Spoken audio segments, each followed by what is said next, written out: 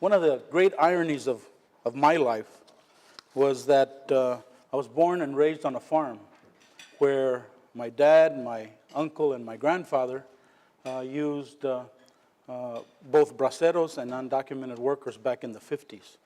And when I was about 8 years old, during the summer times, my job was to be the lookout against the Border Patrol.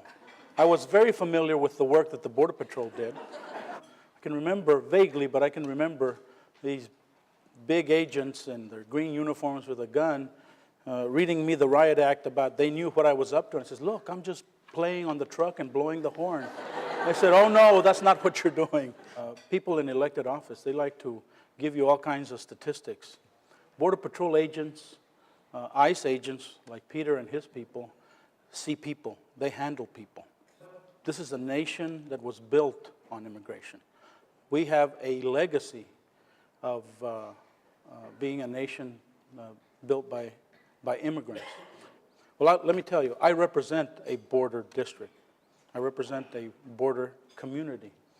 We are impacted and affected by Secretary Chertoff's waiving of 36, 37 laws so that the federal government is not encumbered by these laws as they build this fence. A number of mayors that have taken a position against it and have become part of a group that's very outspoken about the federal government imposing this fence idea on our border communities. When the TV talks about a broken border, when it talks about a border in chaos, when it talks about a border that's out of control, it's not my border, it's not my district, and I know it isn't Salomon Ortiz's, Ciro Rodriguez's, Raul Grijalva, or any one of us from the border caucus that represent border communities. Do we have issues? Yes. But you know what? So does Dallas, so does Denver, so does St. Louis, but they don't get painted as being out of control. Never mind that the only documented cases of terrorists coming into this country have come through the Canadian border.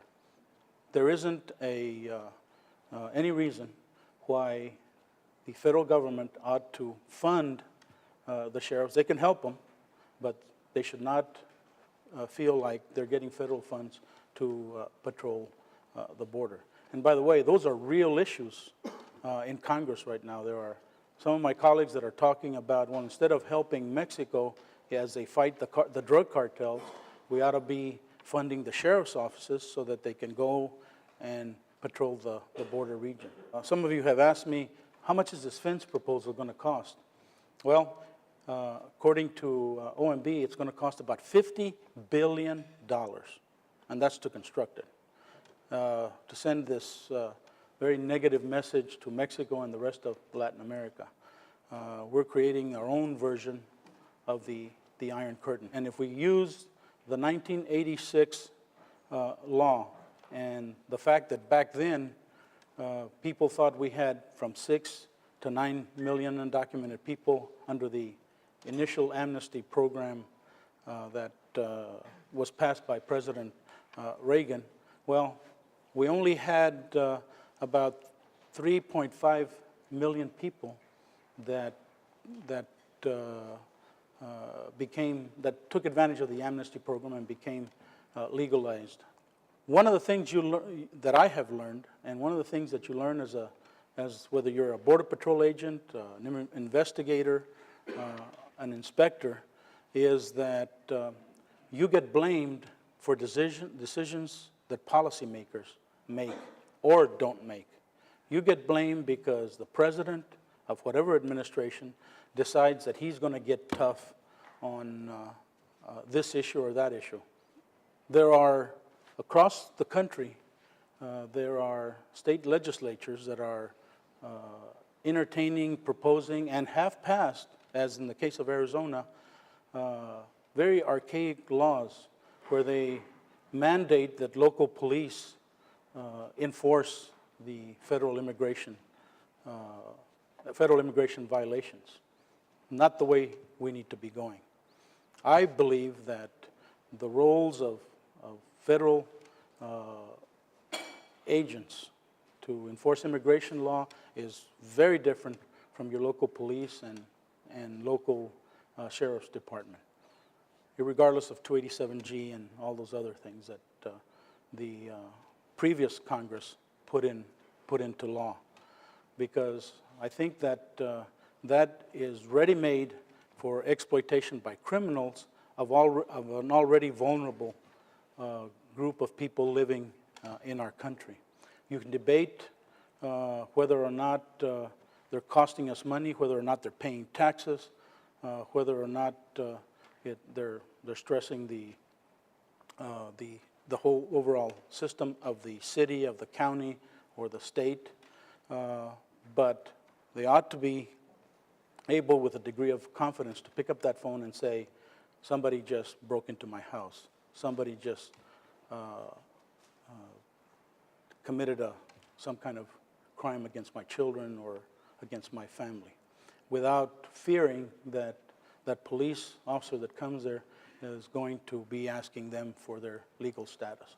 That's not who we are as a country. That's not who we are as a people, and that betrays our legacy of our country being founded as a nation of immigrants. Arizona has prided itself on passing tough laws against undocumented people, against immigrants, passing tough laws so that they can send a clear message that if you don't have documentation, if you're not in this country legally, then Arizona is not the place to be. Well, I had a group of people from Arizona that wanted to know if I would support giving a federal waiver to the state so that they can do a guest worker program. Because guess what? They passed those laws, and now businesses are getting shut down because undocumented people are leaving the state. I think that there are three important components for us to take on the issue of immigration. The first one is border security. Everyone understands that we have to do a better job of securing the borders. All borders, southern border, northern border, and the borders along the coast. Second component is to make sure that we recognize that today in our country right now there is a shadow world that if somebody wants to come in and take some kind of action against our country, they can move in this shadow world of 9 to 12 million people without any problem. And so what we need to do is make sure that we provide the means for those people living in this country that have a stake in our communities, that in most cases have citizen children or children that have been educated in our public schools and have paid taxes. So we've got to have a way to legalize those people. You have to have that component to draw those people out. And then the third point in comprehensive immigration reform is to provide a guest worker program. Whatever administration comes in and gets elected in November, I hope they prioritize immigration reform because it's vital, it's important, it's a matter of national security. Thank you for being here at this conference.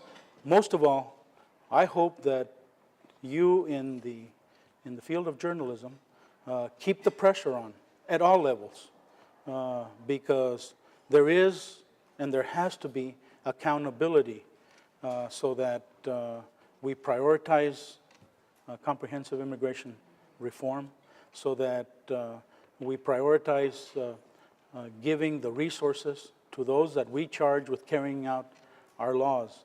And there are no magic solutions like having the police or the sheriffs or other law enforcement agencies take on that added responsibility, because it doesn't work. The answer is putting the pressure where it belongs. You know, I'm one of them. I'm speaking out that we ought to be doing this, but more people need to feel that heat. Only when they feel the heat will they see the light. Thank you very much.